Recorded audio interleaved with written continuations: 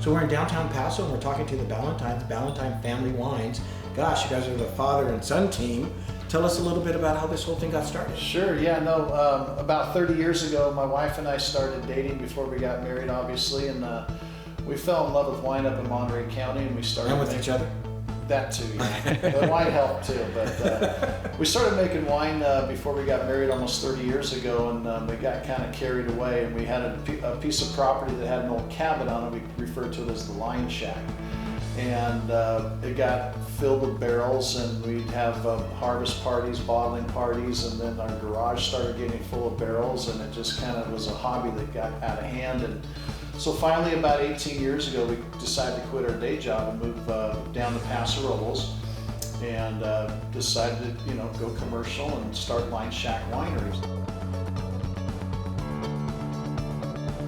So Jack, I mean, it's kind of amazing. I mean, you're the up-and-coming young winemaker. Tell us about the Heart of the Matter and how that whole, get to the heart of the matter of Heart of the Matter. Yeah. How did that get started? Well, like I said, Dad said, we've been making wine for a long time now, ever since I was in diapers, and developing that passion at a young age, but also got out of college, University of Arizona, and came back and asked Dad for a job. He said no.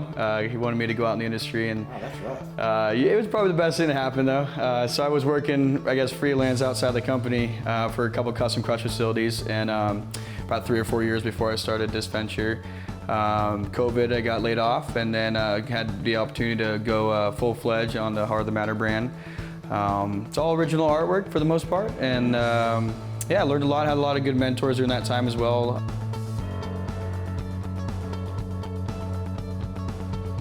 For today's wine tip, I learned this right when I started getting into drinking wine, but it's how to swirl your wine glass, take it like a pencil, keep it on the table, and just do little small circles, and you get that thing whipping. Then when you get a little better after practice, you can kind of put the pinky under there and enjoy your wine.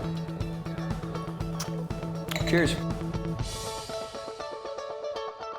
And I've got a quick tip on how to decant your wine if you don't have one of those fancy decanters. We just opened a bottle of our Line Shack Reserve, and sometimes if you have a fresh bottle of wine it's a little bit tight. We'll show you how you can do it and make it taste a little bit better.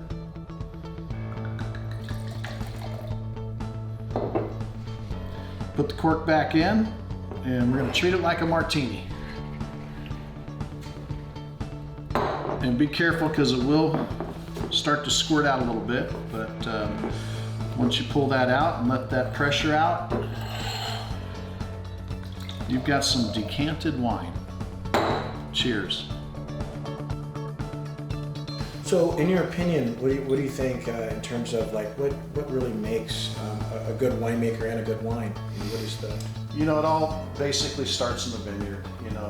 If you have good fruit and take care of that fruit, obviously sanitation at the winery is key, but it makes our job as winemakers so much easier if we just start with good fruit. And we're blessed to have some great growers that just baby their grapes and vines like it's one of their family members, and we try and do as minimal intervention as possible, just a good clean fermentation, and treat it gentle, and hopefully a year or so later when it comes into the bottle, it's showcases what came from the vineyard.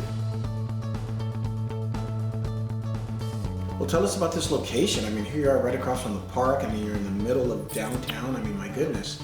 I mean, this must be great just in general, right? Very exciting, yeah. No, we of course this is the old Pal's Candy Store, and Jack used to come here when he was a kid. We'd bring him here, and I was driving by around Thanksgiving this past year and saw him putting signs up for lease, and poked my head in the window and realized they had partitioned a small piece off. So I called Jack and said, "Hey, you ready to start a tasting room?" And he couldn't believe it was available. And my wife and he drove down, and we saw the great opportunity, great location, the history of the building, and to be able to showcase our wines to the public and not just at the winery. We decided, let's do it. It was a pandemic leap of faith. Yeah, it seems like it's paying off for you. Yeah, so far it's been really good and well received by the community, and we're just been here about a month, and we're real excited to see what the future brings.